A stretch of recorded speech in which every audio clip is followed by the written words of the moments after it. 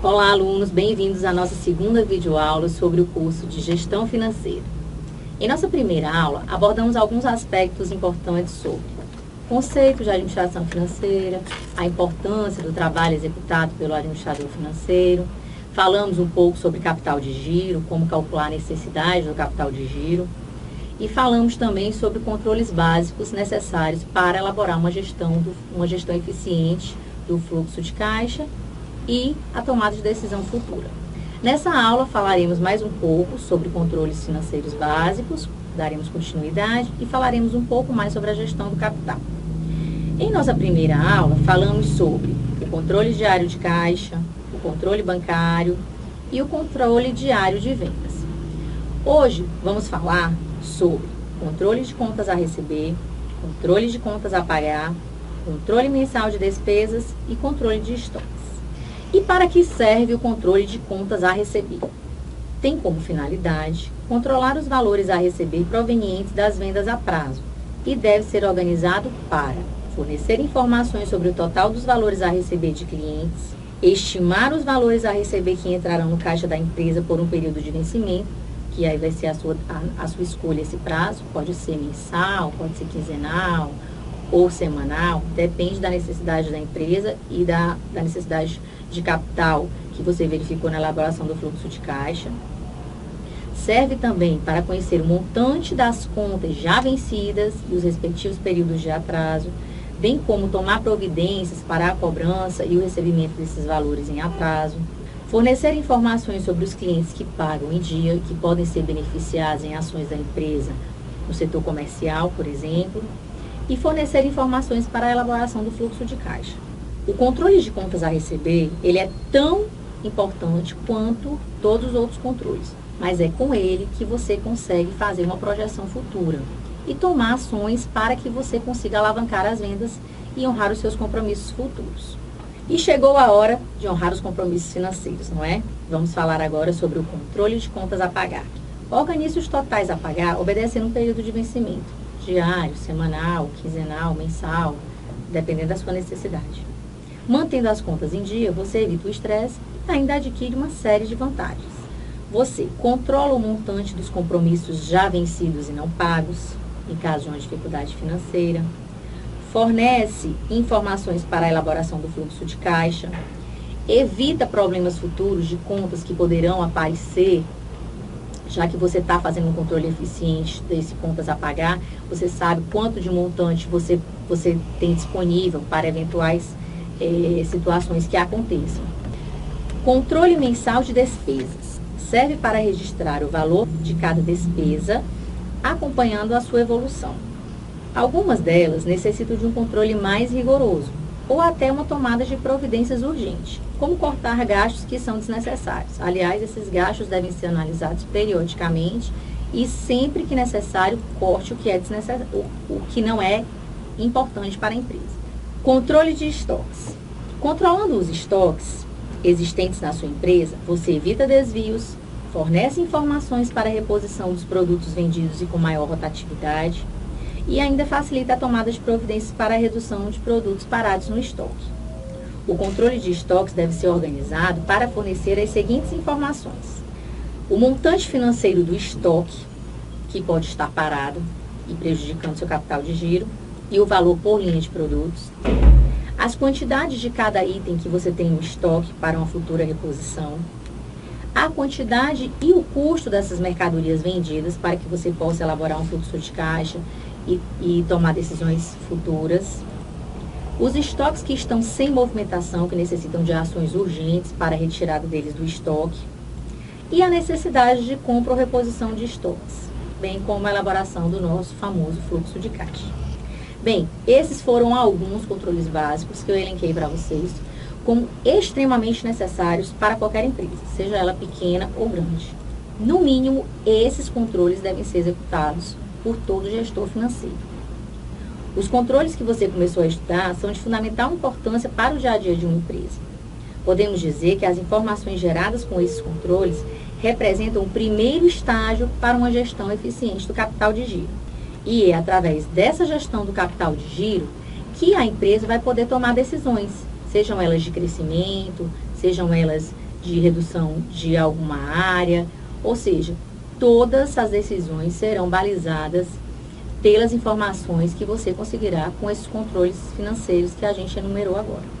Algumas informações são fundamentais para promover uma gestão financeira eficiente, podendo identificar possíveis falhas, despesas desnecessárias e alternativas de lucro a partir do remanejamento de aplicações. Veja quais são os índices que devem ser considerados para que você possa fazer uma gestão financeira.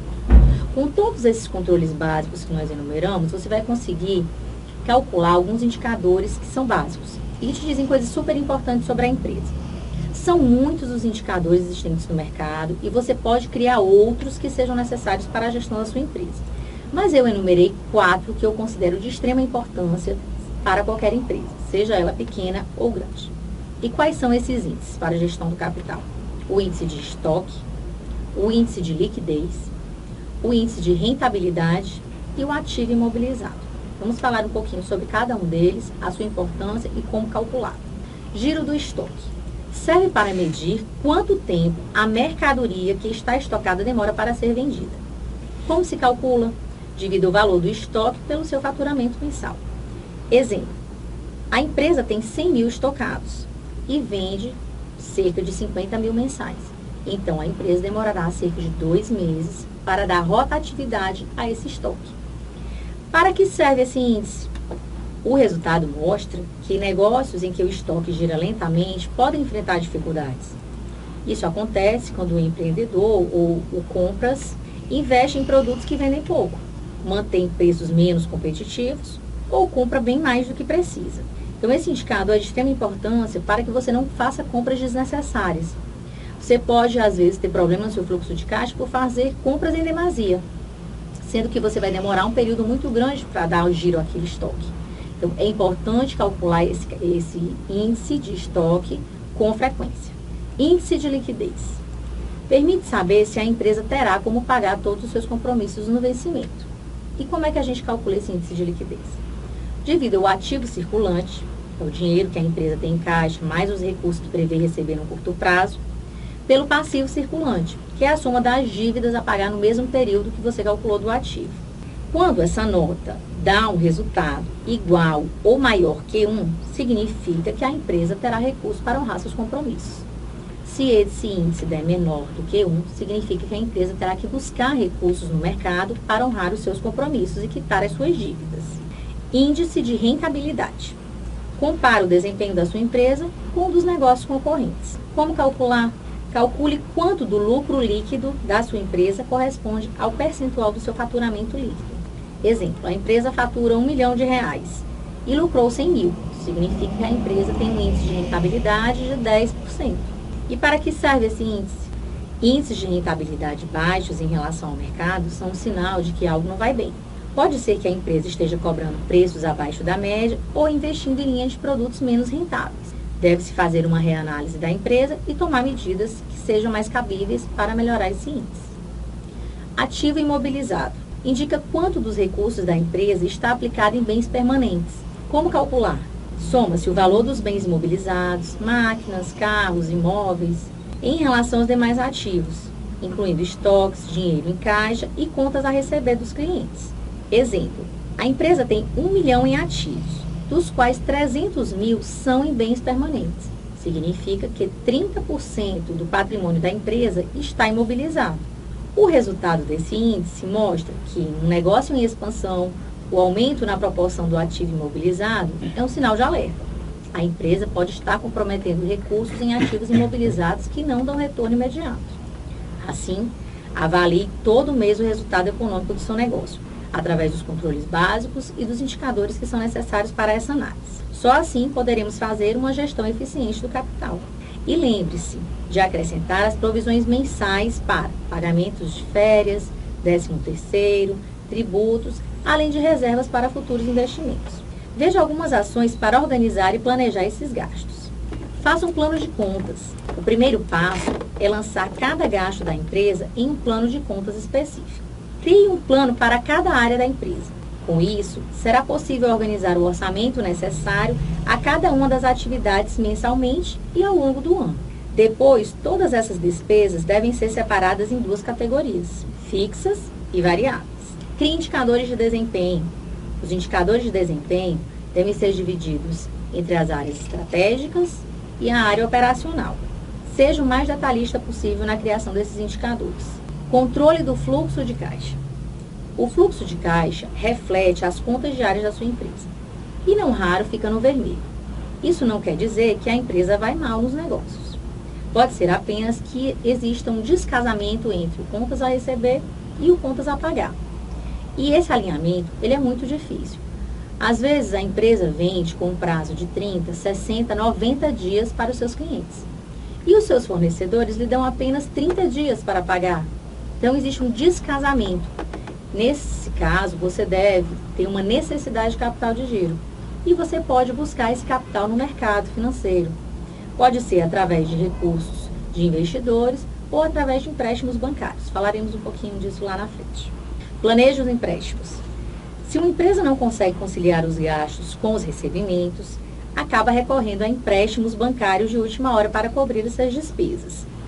São justamente esses empréstimos que têm as taxas de juros mais altas. Então, para contornar isso, a melhor tática é traçar um planejamento financeiro. Use o plano de contas, os indicadores de desempenho, o fluxo de caixa e apresente ao gerente do banco para que ele possa instruí-lo com a melhor linha de crédito para a sua necessidade. Toda empresa deve calcular o seu ponto de equilíbrio e saber em que momento a empresa consegue se pagar. A receita gerada consegue pagar todas as despesas, sejam elas custos de mercadoria, despesas fixas e variáveis. Então, como se calcula o ponto de equilíbrio? O ponto de equilíbrio é igual a despesas fixas dividido pelo percentual da margem de contribuição. E o que é a margem de contribuição? São as receitas menos o custo variável. Tudo que estudamos até aqui direciona o uso dos dados sobre a movimentação do capital para analisar, prever, planejar a gestão financeira de uma empresa. E é muito importante, gente, a gestão financeira eficiente ela é balizada por informações atualizadas e confiáveis. Se essas informações não estiverem atualizadas e não forem confiáveis, nenhuma tomada de decisão pode ser realizada, ou a empresa pode entrar em uma situação de difícil negociação, e isso pode prejudicar ou até levá-la à falência. Assim, o administrador financeiro tem que saber planejar as contas, controlar despesas e fazer investimentos sem comprometer o futuro da empresa. Para executar essas ações, o administrador financeiro tem que ter noções de economia, contabilidade, computação, matemática e estatística, ou seja, tem que ser um profissional completo, tem que ter uma noção de tudo para fazer uma gestão eficiente do capital. Bem, essa foi a nossa segunda aula. Temos exercícios extras em classe, em casa. Também teremos um novo fórum para discussões. Espero ter atendido às necessidades de vocês, que vocês tenham compreendido perfeitamente todos os controles financeiros básicos, indicadores de desempenho, para que possamos fazer uma gestão eficiente do capital. Na nossa próxima aula, vamos falar um pouco mais sobre empréstimos bancários, sobre indicadores econômicos que são importantes também para a gestão do capital. Até lá!